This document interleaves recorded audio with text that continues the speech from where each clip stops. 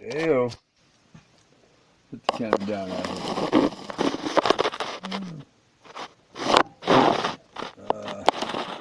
I never want to stay.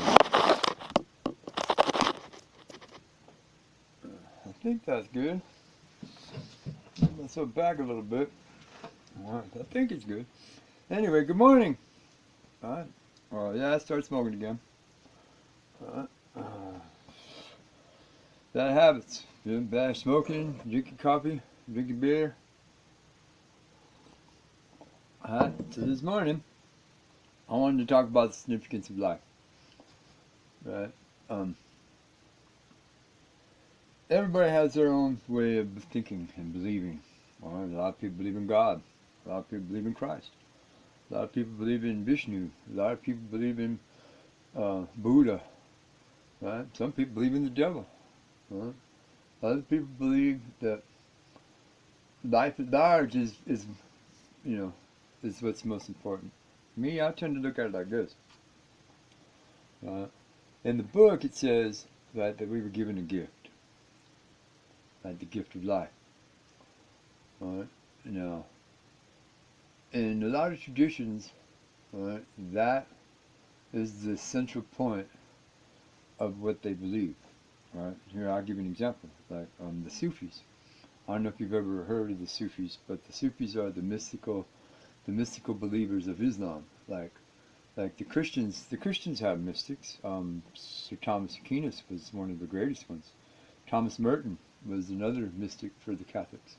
You should read some of their writings. Sir Thomas Aquinas was a very powerful mystic. He believed in, and he was like Da Vinci. He believed in in man at large, that we were the power, right? That if we were created in the image of God, then we were godlike, right? But anyways, the Sufis believe that since we were given this gift of life, right? That the central part of that was the way you experienced that life. That was the journey. Some people say that that the journey is life. No, the Sufis believe that life was the journey. It's how you experienced it. Here, I'll give you an example. Right now, I'm going to experience some of Miss Pat's coffee.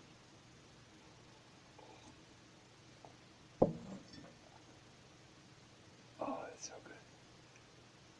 Now, yeah, granted, it's industrial coffee. It puts them in the big giant coffee pots, and it's regular coffee, just like you get at Circle K or any restaurant. Your favorite Taco Bell.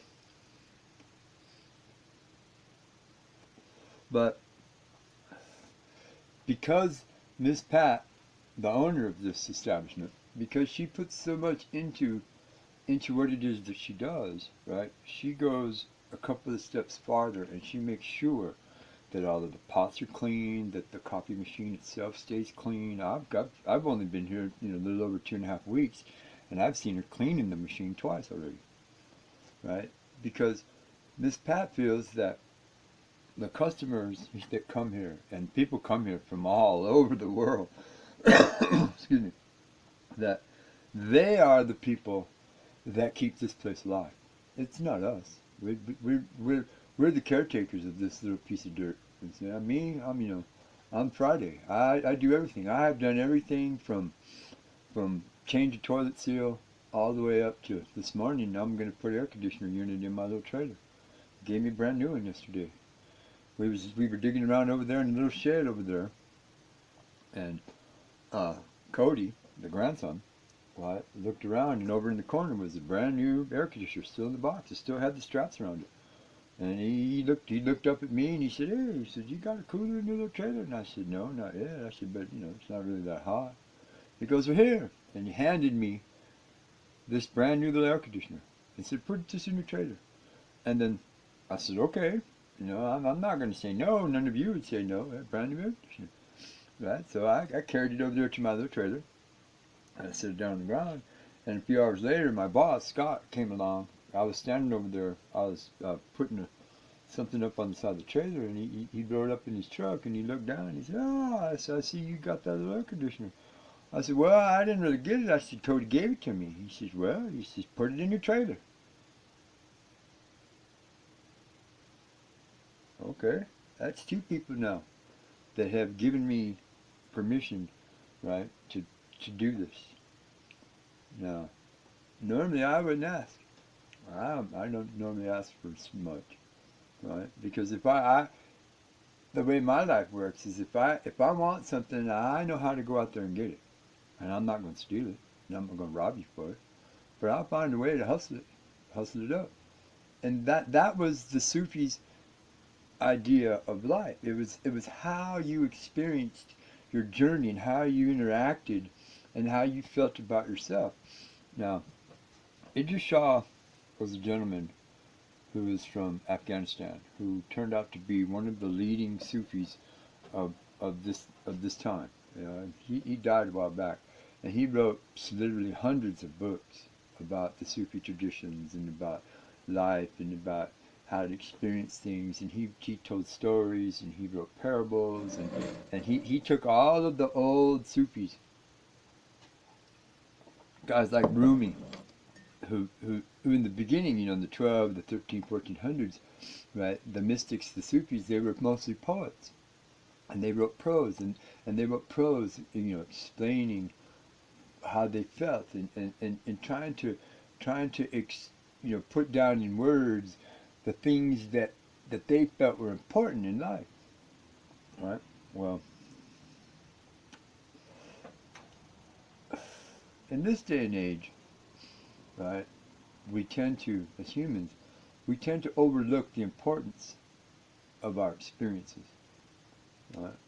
We tend to overlook, right, the importance of how we see ourselves, because we spend too much time looking at ourselves in the mirror or in the phone or trying to look our best, right, for other people, and we don't think too much about how we feel about ourselves, right? And we kind of tend to just wander through the day bouncing off other people, right? Not really concerned with ourselves, right? And so in our society here in America, I've had this conversation with a lot of people. We have no culture. Our culture is broken down into various little cliques.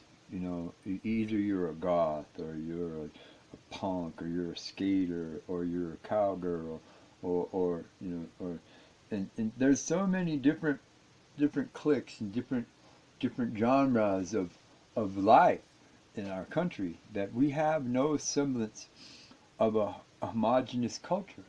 Our culture is broken down into little tiny pieces. We have trained punks, we have musicians, right? We have poets, we have artists, right? And everybody tends to click together in their own little thing, right? And express themselves through the clique, right? There is very rarely individuals anymore, right? I mean, there was, for Thomas Aquinas, right? Van Gogh, right? Pablo Picasso. These are some of the greatest. Albert Einstein, Stephen Hawking, right? Carl Sagan. These are some of the greatest men. Let's see, right, in the history of humanity, and their ideas, right, and their belief system, right, stuck with us. It stuck. The ideas that they brought out into the world stuck with us. Remember Carl Sagan? He was billions and billions of stars and galaxies, right? And he opened up the heavens for us. He gave us the idea that there was something greater out there than ourselves. And if you need proof of that, step outside. Look around you. I've been here a short time, but what I have discovered here is boundless. Boundless. I mean, I've seen antelope, I've seen pronghorn deer walk right up to the door right here. Wild creatures that live out in the llano and just walk right up, right, and say hello, and then after a little while wander away. You can't beat that with a stick. You cannot get any better than that. And the funny part is that it's at a very basic level. So,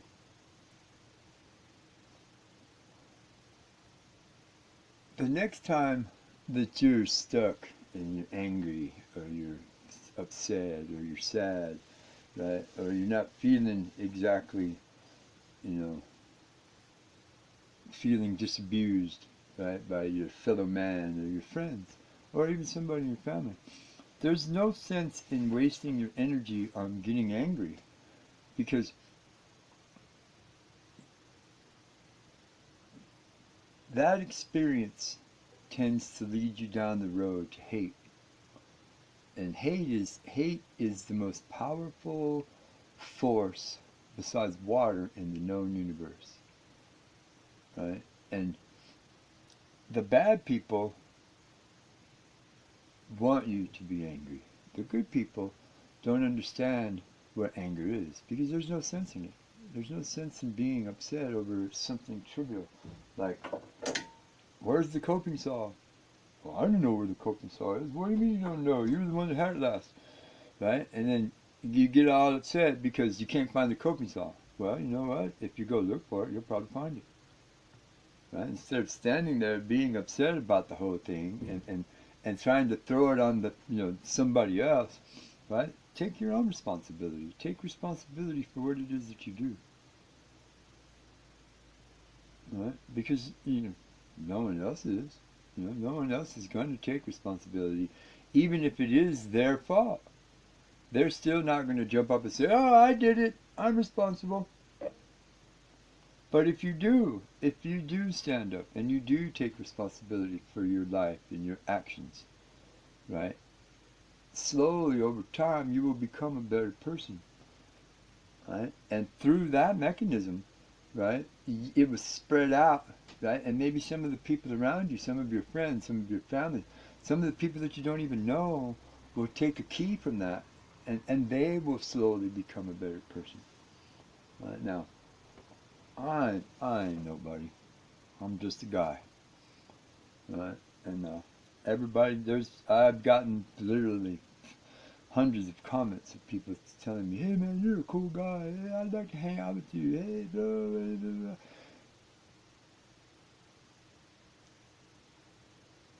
This is me all the time. I don't change. I don't hide. Right? I'm here. And what I do every day, I do for other people.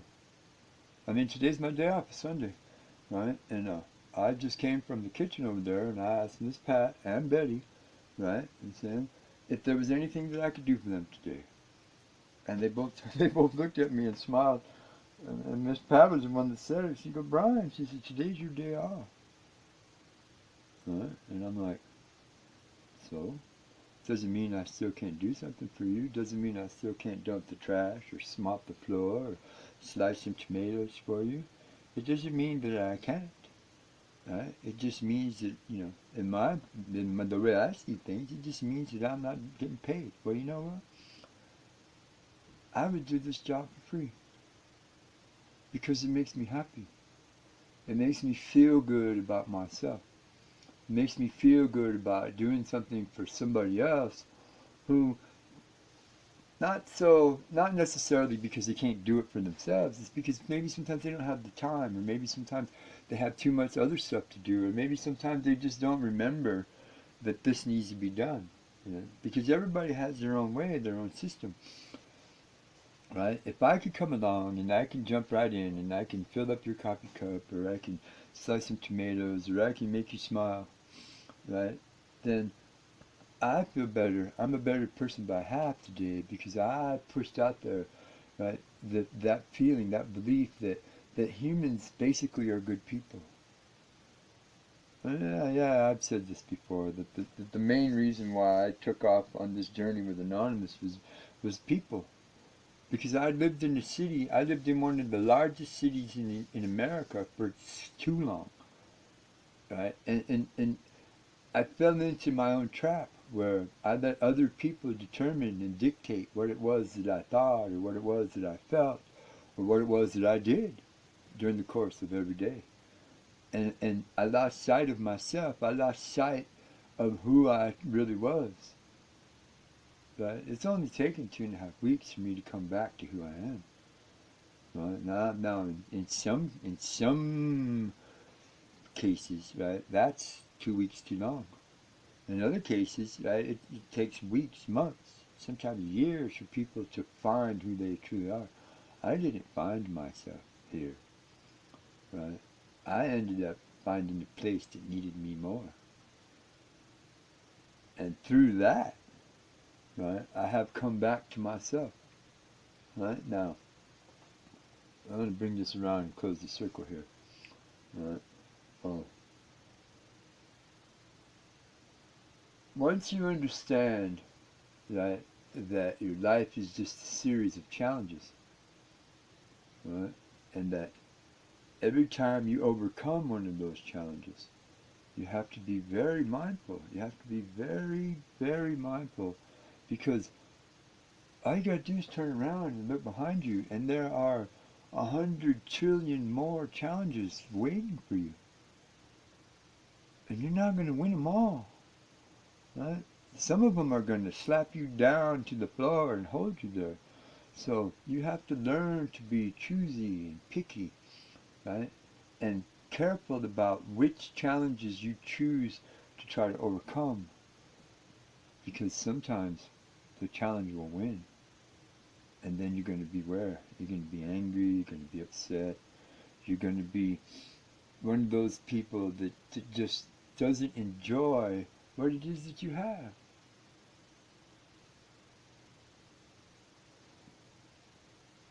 This is me, Brian,